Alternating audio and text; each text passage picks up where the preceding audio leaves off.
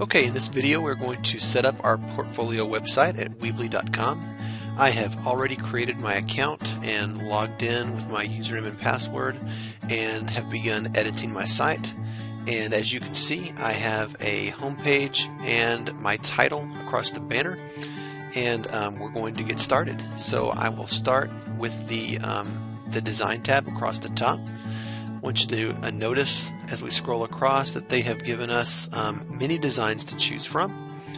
And the cool thing about Weebly is you can pick one design and it'll change the design for you, but you never lose any of the content. So if you wanted to change the design of your website in a week or two, you can always make those changes to the design and not have to worry about losing any of your content. That's really pretty cool. So I'm going to go ahead and pick this theme. You can always go to this All Themes tab and just pick from an amazing variety of templates that are always being updated. But in this case, I'm just going to go back to this and use this one. And I want you to notice in design options, this is one of the things that you're going to do in assignment 4.01 is I want you to customize this theme. You'll notice that you can change the font color and the font size for your title, for your paragraph text, and for the paragraph title, and of course the link colors for your hyperlinks. So go through and make some of these changes so that the theme is actually unique to you. And then when you're done, I want you to come up here to the Pages tab, and we're going to create blank pages for all the assignments for the semester. So you're going to have Module 4, Module 5, Module 6, and each one of those modules underneath is going to have 10 different pages for 10 different assignments for each module. So let's go ahead and get started.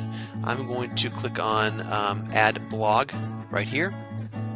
And I choose blog because I want to be able to create a blog page and not a regular page. You could create a regular page, but then that content would just be static. The reason I'm going to choose a blog page here is because I want people to be able to comment to all of these pages. And you'll see once we get going that the blog page is what we need to choose. So I'm going to add a blog page, and I'm going to call this 4.01. And I'm going to add another page, and I'm going to repeat this process for everything in Module 4, which is 4.01 to 4.10.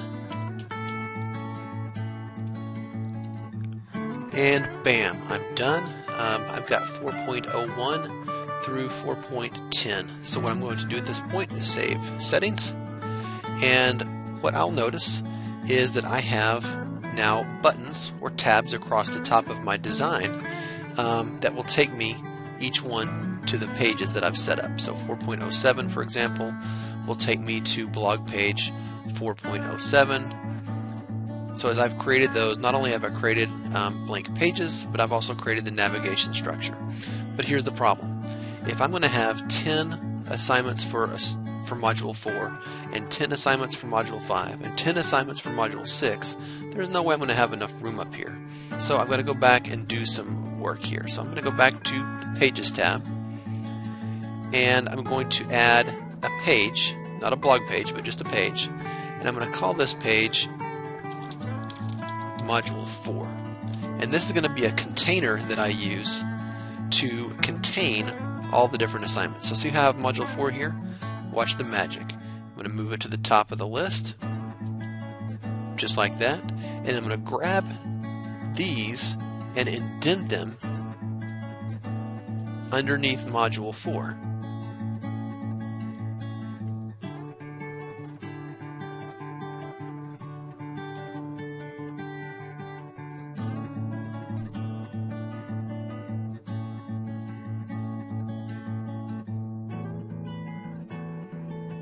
Okay, so just like that, I've indented all the assignments under Module 4 page.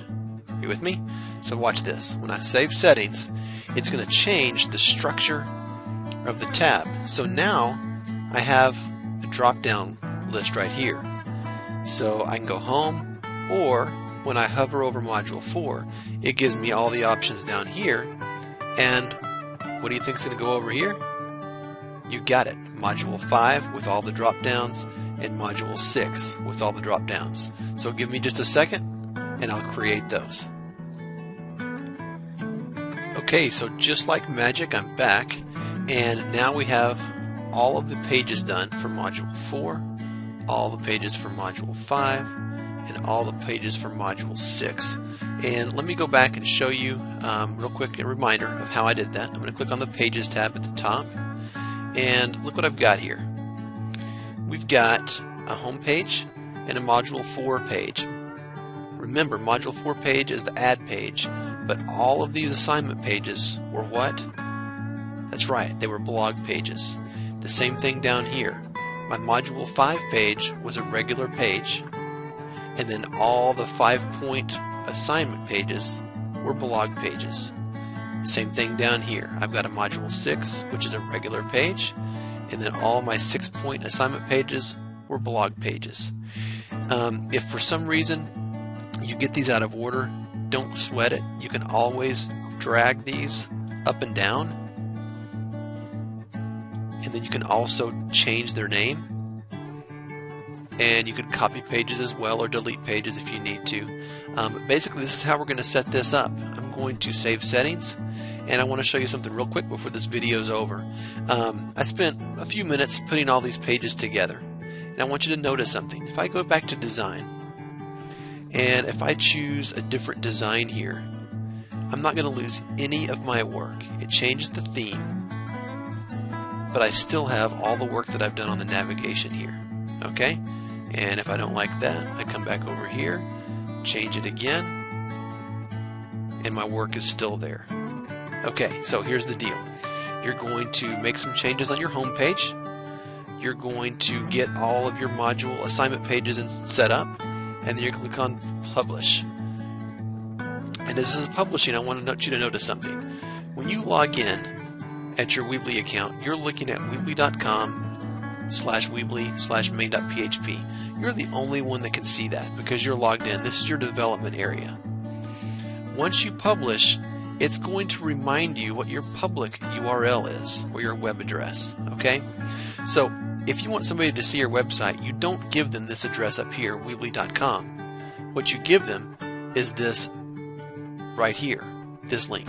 So I'm just going to right click, open it in a new tab, and what we've been looking at this whole time is the design or the development area.